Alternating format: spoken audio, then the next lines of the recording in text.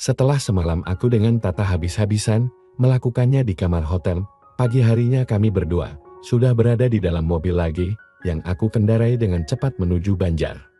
Kalau aku belum punya calon istri, pasti aku akan menikahimu Tata, ucapku.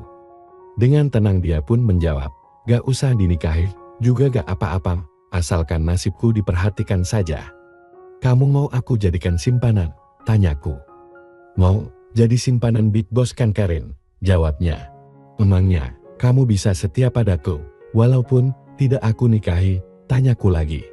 Soal kesetiaan sih, jangan diragukan lagi, pokoknya aku hanya akan mencintai dirimu seorang di dunia ini, ucapnya. Tapi aku sendiri tak akan bisa seperti itu, cintaku pasti akan terbagi-bagi, sahutku. Nggak apa-apa, lelaki kan memang biasa begitu, beda lagi dengan perempuan, jawabnya. Sambil ngobrol begini, tanpa terasa perbatasan Jateng Jabar pun kami lalui.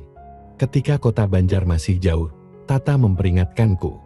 Kurangi kecepatannya Haris, sebentar lagi ada belokan ke kanan, lokasinya terletak di situ. Ku ikuti petunjuk Tata. Tak lama kemudian, aku sudah membelokkan mobil ke kanan, ke jalan yang belum diaspal. Kalau tahu begini jalannya, aku pakai jeb tadi, kataku. Jalannya masih tanah, tapi kan gak ada batu-batunya Haris, ucap Tata. Iya, tapi kalau hujan, pasti becek. Kalau itu kamu yang becek, malah enak, hahaha, ucapku. Kamu senang yang becek ya, seloroh Tata. Kalau beceknya setelah dapat sil, suka sekali, sahutku. Hihihi, makanya sering-sering saja, kamu bikin aku kayak gitu ya, pinta Tata. Iya, semalam itu ngakot, aku suka, ucapku padanya. Tiba-tiba aku lihat seorang lelaki setengah baya, menyetop mobilku. Aku pun menghentikan mobilku, lelaki itu menghampiri mobilku, aku buka kaca jendela mobil, dan bertanya pada lelaki itu. Mang Gofur. Iya Den, ini putra Ibu Bos kan? Tanya dia balik. Iya, aku anak Bu Elis Mang, jawabku.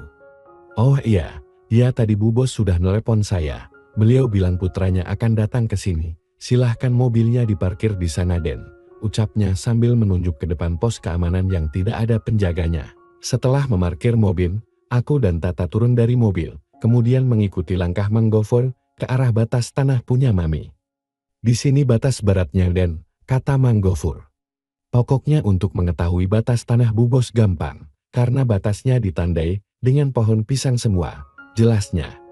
Iya Mang, terima kasih, sahutku sambil memegang bahu Tata. Nanti Ibu Insinyur ini yang akan memimpin di sini untuk mengadakan pembaruan tanaman di tanah ibuku ini Mang, ucapku menjelaskan. Oh iya, sekarang begini keadaannya, masih kayak hutan saja Dan, ucap Mang Gofur. Iya, kalau tanah dibiarkan tidak produktif terus seperti ini, bisa-bisa negara akan mengambil alih. Karena tanah ini kan harus bayar sewanya ke negara, ucapku. Iya Den, iya, jawabnya manggut-manggut. Kami mau survei dulu ya Mang, ucapku lagi. Baik Dan, apa saya diperlukan untuk mengantar, tanyanya. Nggak usah Man, kan ada denahnya yang dipegang oleh Ibu Insinyur ini. Oh iya, ini ada titipan dari ibuku, kataku sambil mengeluarkan amplop besar berwarna coklat muda, berisi uang untuk Mang Gofur. Mang Gofur menerima dan membuka amplop besar itu, lalu berkata, wah, terima kasih Den, terima kasih, ucapnya seraya membungkuk-bungkuk. Kemudian aku dan Tata melangkah masuk ke lahan yang sudah seperti hutan ini. Mungkin pohon-pohon yang tidak berguna harus ditebang semua nanti ya, kata Tata yang berjalan sambil menggandengku. Lakukan apapun yang kamu anggap positif nanti, sahutku. Setelah beberapa saat melangkah di atas tanah yang sudah seperti hutan ini, aku lihat ada beberapa bangunan, seperti perumahan sederhana. Aku pernah mendengar dari Mami, bahwa di lahan ini memang ada perumahan untuk buruh, yang sudah ditinggalkan. Ada sebuah mobil pickup tua pula, yang sudah tidak dipakai lagi. Nanti kalau sudah merekrut buruh tani, rumah-rumah itu bisa direnovasi semua, kataku. Wah, bakal banyak proyek dong aku nanti, sahut Tata sambil tersenyum. Ku sahut, pohon kayu yang ditebangi, kan bisa dipakai bahan bangunan atau kayu bakar. Tergantung jenis kayunya, ada yang bisa dijadikan bahan bangunan, ada juga yang hanya layak untuk kayu bakar, lalu kayunya dijual, duit hasil penjualannya bisa dipakai untuk merenovasi perumahan untuk buruh nanti, lanjutku menjelaskan. Iya bos, sahut Tata. Terus, di mana ya kita bisa melakukannya lagi seperti yang semalam? Apa di atas mobil pick-up itu? Tanyaku pada Tata. Iya, banyak debu kayak gitu, sahut Tata. Gimana kalau sambil berdiri saja, di bawah pohon beringin itu, mau? Tanyaku. Hihihi, ayo deh, mendingan sambil berdiri, daripada di tempat yang sudah banyak debunya sih, sahut Tata dengan tersenyum manis. Lalu kami melangkah ke bawah pohon beringin raksasa itu, dengan keinginan yang mulai berkobar lagi. Saat melakukannya di alam terbuka, dengan Tata sambil berdiri, aku merasakan sebuah sensasi yang sungguh luar biasa. Apalagi bersama seorang janda cantik, yang sudah lama tidak pernah melakukannya. Rasanya anganku sungguh melayang tinggi. Sebenarnya aku merasa letih juga, habis nyetir dari pinggiran Solo ke Banjar, lalu melakukannya di hotel dan di lokasi Tanah Mami sekali lagi. Tapi aku merasa kasihan juga, kalau melepaskan Tata begitu saja, tanpa diantarkan ke rumahnya. Terlebih menurut keterangan Tata, rumahnya hanya sekitar 30 km dari lokasi lahan yang akan digarap dan dipimpin olehnya itu. Maka aku antarkan juga Tata ke rumahnya, yang memang tidak jauh dari lokasi lahan yang akan dipimpinnya itu. Dengan kecepatan nyantai, tidak sampai sejam mobilku sudah tiba di depan sebuah rumah mungil, ketika hari sudah mulai gelap. Itulah rumahku, kata Tata sebelum turun dari mobilku. Ayo masuk dulu Haris, sekalian aku kenalkan pada mamaku, mau nginap di rumahku juga boleh. Tapi beginilah keadaannya, rumah kecil yang sudah tua pula, ucapnya merendah. Aku pun turun dari mobil, mengikuti langkah Tata menuju teras depan rumahnya, lalu masuk ke dalam. Seorang wanita setengah baya muncul di ruang tamu. Bos, ini mamaku, kata Tata sambil memegang pinggang ibunya. Ini yang Tata bilang teman kuliah, yang sekarang jadi bos Tata, tanya wanita itu sebelum berjabatan tangan denganku. Hei, nama saya Haris Bu, ucapku pada waktu berjabatan tangan dengan wanita yang tampak lebih muda daripada mami itu, tapi masih kelihatan cantik sekali. Kenapa kecantikannya tidak menurun kepada Tata ya? Tata bisa disebut manis, tapi tidak secantik ibunya.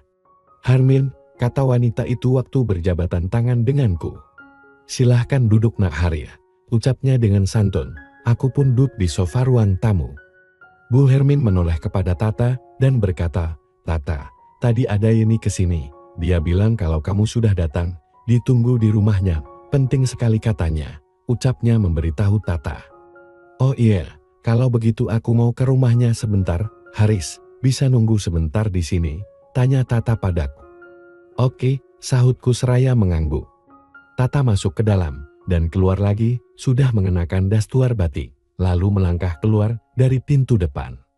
Yeni itu sahabat karib Tata, dia mau menikah minggu depan, mungkin ingin dibantu oleh Tata untuk mengurus pernikahannya, kata Bu Hermin menjelaskan padaku setelah Tata berlalu. Oh gitu ya, sahutku singkat. Tinggalnya di Jogja, tanya Bu Hermin. Saya tinggal di daerah Solo, tapi Solo juga masih jauh lagi ke utara Bu, di pedesaan sih, jelasku. Di pedesaan, kalau sudah tajir sih, ya papa, sebenarnya lusa mama juga mau ke Jogja, kata Bu Hermin membahasakan dirinya, mama. Dan entah kenapa, diam-diam aku mengagumi ibunya Tata itu, yang begitu cantik, masih usianya tidak muda lagi. Ada urusan apa ke Jogja Bu? Tanyaku tetap memanggil Bu padanya. Mau belanja, kan mama suka masukkan pakaian ke pasar dan toko-toko di sini, belanjanya dari Jogja, jelasnya. Oh begitu, di Jogja belanja di mana Bu? Tanyaku lagi. Di pasar Beringharjo saja, sahutnya. Padahal saya tahu pabrik yang memproduksi pakaian di Jogja, di situ juga bisa beli secara kodian. Saya yakin harganya lebih murah daripada di pasar, sahutku. Tapi mama gak tahu alamatnya, lagian mama kalau ke Jogja, cuma tahu Malioboro dan pasar Beringharjo saja, jelasnya. Kalau begitu, biar saya antar saja nanti, ibu bisa telepon saya, kalau sudah tiba di Jogja. Nanti saya jemput ibu di terminal atau stasiun kereta api, gimana, tawarku. Ngerepotin gak? Sahutnya senang. Gak Bu, saya nyantai kok orangnya, kita tukaran nomor HP saja sekarang, usulku. Boleh, ini nomor mama, kata Bu Hermin sambil menyebutkan nomor HP-nya, lalu nomor itu aku mistal di HP-ku, sambil berkata, "Itu nomor saya Bu," ucapku. "Terima kasih sebelumnya ya, tapi jangan ngomong-ngomong sama Tata, takut dia marah, karena mama mau ngerepotin bosnya," pintanya. "Iya Bu, tenang saja." "Ah iya, nanti di Jogja mau nginep?" tanyaku. "Tergantung kebutuhannya, mama kadang suka nginep di Jogja, kadang pulang hari," jawabnya. "Kalau nginep di mana Bu?" tanyaku. "Di losmen yang murah saja, asalkan nggak jauh dari Malioboro," sahutnya.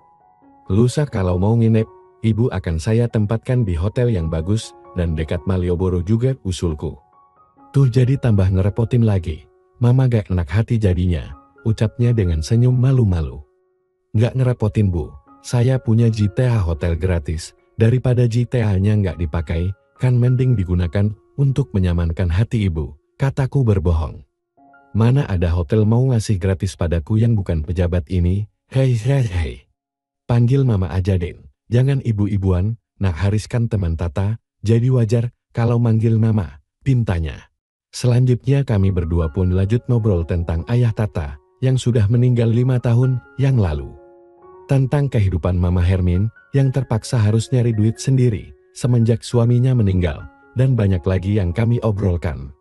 Kami pun bersepakat, bahwa lusa akan berjumpa di Jogja dan akan merahasiakannya kepada Tata. Tak lama kemudian, Tata pulang. Tata mengatakan kepada ibunya, bahwa pada hari Minggu mendatang, dia harus jadi penerima tamu di nikahan teman karibnya. Aku pun pamitan pulang, karena hari sudah semakin malam. Anehnya, di sepanjang jalan menuju rumah Mami, terawanganku digelayuti oleh bayang-bayang Mama Hermin terus. Di mataku, Mama Hermin itu luar biasa cantiknya, bahkan dibandingkan dengan Tata Put, Mama Hermin jauh lebih cantik, padahal Tata jauh lebih muda. Tapi kenapa sosok Mama Hermin jauh lebih menarik bagiku? Apakah aku ini memang pecinta wanita yang lebih tua? Tapi tidak semua wanita seperti itu aku sukai. Khusus tentang Mama Hermin yang tinggi langsing dan berkulit putih itu, memang mampu membangkitkan keinginanku yang memang sangat besar. Lalu, bisakah aku mendapatkan kesempatan untuk melakukannya dengannya lusa itu? Entahlah, yang jelas di belakang setir, aku membayangkan Mama Hermin terus. Begitu cantik dan menawannya, Mama Hermin di mataku. Tapi mungkinkah aku bisa mendapatkannya? Entahlah, tadi aku merasa masih gelap, karena tidak melihat gejala-gejala khusus, selain keramahan dan murah senyumnya. Dan sikap itu mungkin, karena ingin supel saja di mataku sebagai teman anaknya. Apakah setelah pertemuanku yang kedua dengan Bu Hermin, akan aku dapatkan kesempatan anak-anak itu? Nantikan kelanjutannya yang bersambung, jangan lupa like dan komen biar Mimin makin semangat guys. Lanjut ke episode 16, terima kasih.